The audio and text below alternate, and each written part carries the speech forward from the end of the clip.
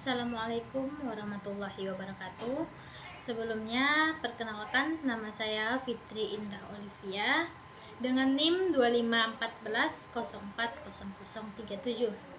Di sini saya akan mempresentasikan hasil PPT saya, yaitu tentang konsep pelestarian adat dan tradisi lokal Minangkabau.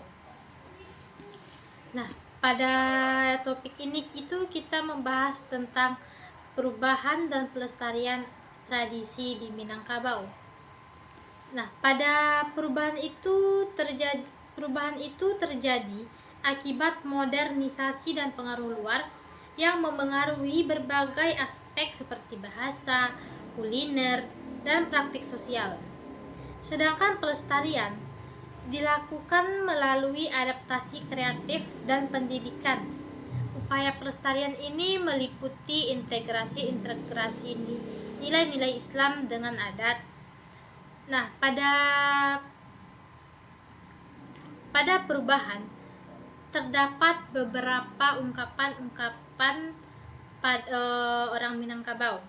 Yang pertama yaitu adat Basandi Syara Basandi Kitabullah, yang artinya perubahan dapat diterima selama tidak bertentangan dengan syariat Islam.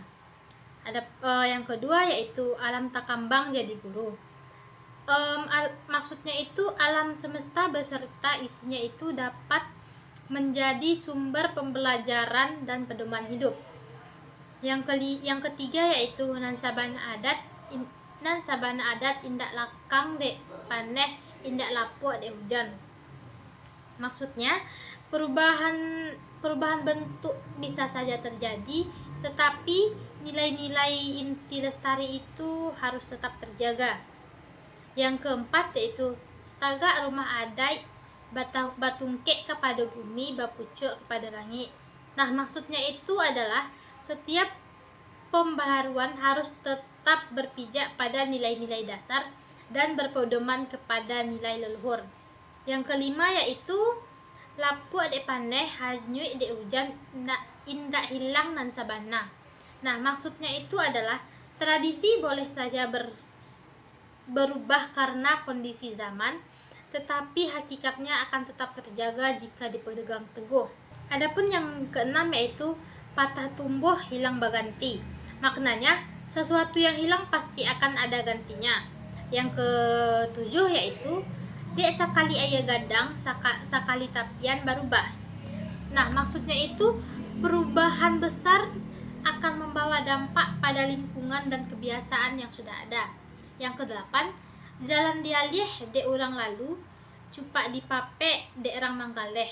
Maksudnya itu adalah menggambarkan perubahan adat yang terjadi secara tidak sadar akibat pengaruh budaya luar atau ekonomi dari luar, seperti jalan yang dialihkan karena dilewati orang atau takaran yang diubah oleh pedagang luar.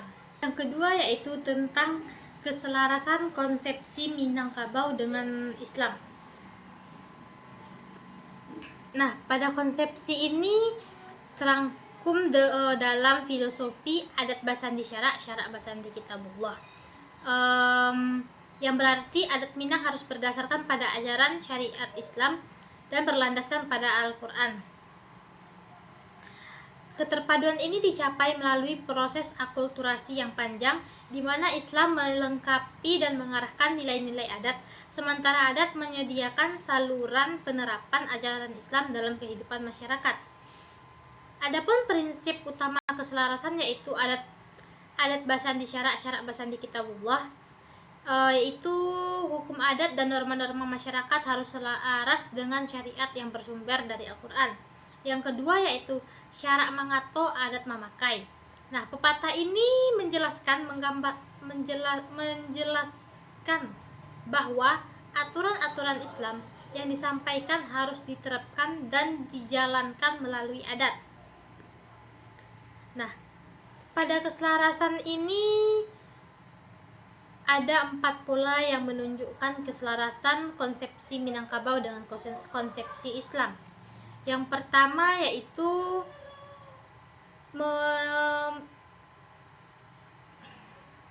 keselarasan dan melanjutkan tradisi yang tidak bertentangan dengan Islam.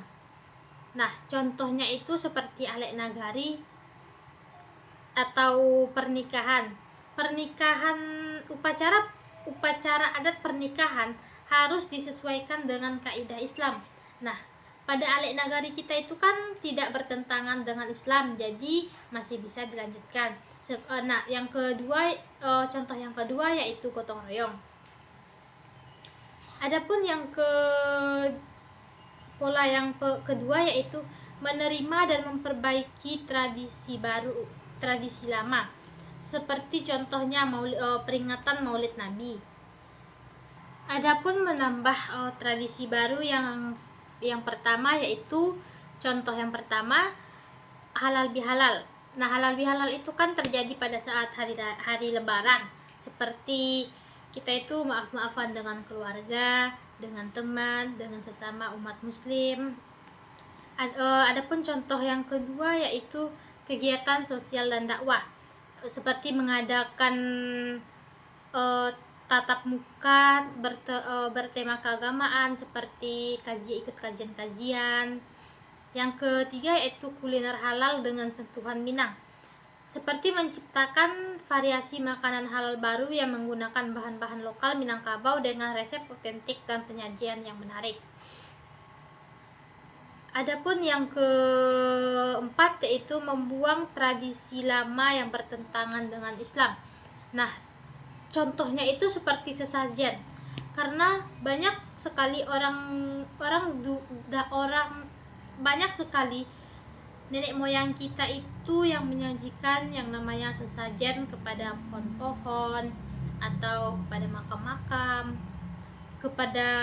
pokoknya kepada tumbuhan-tumbuhan, hewan, itu kan sudah biasa. Jadi karena itu bertentangan dengan Islam, makanya tradisi tersebut dibuang. Sekian materi dari saya sudahi dengan wabillahi taufik wal hidayah. Wassalamualaikum warahmatullahi wabarakatuh.